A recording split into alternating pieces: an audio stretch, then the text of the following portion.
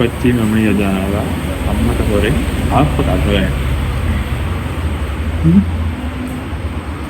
කොහොම තමකෝ මගේ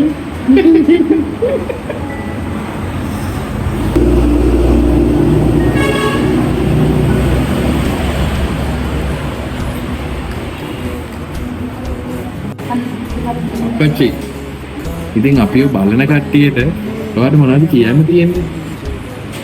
ඉතින් පුතා මගේ වීඩියෝ බලන හැම කෙනාටම ස්තුතියි.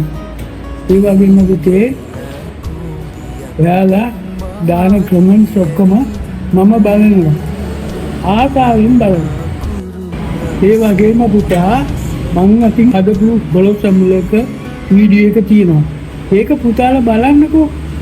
සරට කාලා ප්ලේන් ටිකක් පොරවා කියන්නේ ඒක වෙනම රහක්. නේද අපච්චි? ඔව් පුතා.